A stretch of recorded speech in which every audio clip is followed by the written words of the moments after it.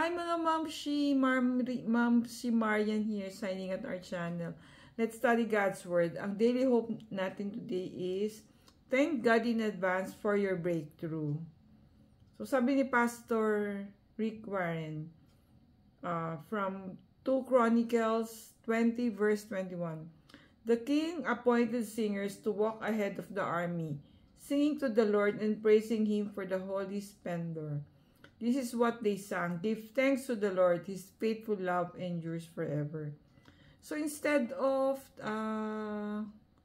fighting equipments, choir ang dinala ni King Jehoshaphat with his army. So kumbaga choir, they sing praises to the Lord. Sabi niya, this story of King Jehoshaphat perfectly illustrates the power of thanking God in advance before you get the answer to your breakthrough prayer. So, breakthrough prayer, yung mga big prayers na parang tingin natin impossible, di ba?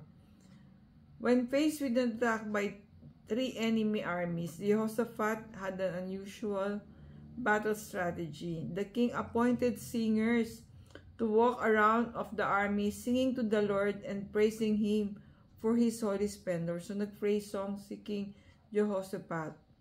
So, would you agree that this is unusual to organize an army? But, friend, yung thanking God in advance, ibig sabihin, we are already anticipating that the Lord will answer our prayers. Kaya, nagtithank na tayo in advance. So, that's what King Jehoshaphat did when he sing praises to the Lord in front of a war. Prayer and praise are verbalized faith. When you say, God, thank you for taking care of my bankruptcy. Thank you for taking care of my pain. Thank you for working out this conflict. That's thanking Him in advance. So, friend, kaya mo ba yan? Wala pa yung miracle, wala pa yung blessing, nagpapathank ko na. That's what is the message today. He's the power of thanking God before you see your break. At the very moment they began to sing and give praise, the Lord caused the army of Ammon, Moab, and Mount Seir to start fighting among themselves. So, yun na naging strategy. Nagkaroon ng confusion among the 3 enemy armies of King Jehoshaphat. So, dahil nag-away-away sila, ayan, nanalo si King Jehoshaphat. How did they win the battle? They thanked God in advance. They believed He would take care of them and save them from their enemies. They showed their faith in their battle formation and they watched as God gave them their breakthrough. Friend, baka yung breakthrough na hinahanap mo is just you have to show your faith by singing praises to the Lord and saying thank you kahit wala pa yung ating blessing. What's the breakthrough you've been waiting on God to do in your life?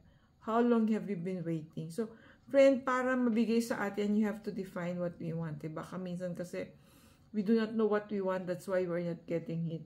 How can you verbalize your faith, trusting that God will provide for you, even if you haven't seen your breakthrough yet? If God knows all your thoughts, why do you think He wants you to verbalize your faith? Siyempre, friend, God wants us to ask. God wants us to surrender. God wants us to verbalize our faith. Hindi yung assumption. We have to say the peace. We have to determine or define what we want. Thank you for watching. God bless you all. See you in our next video.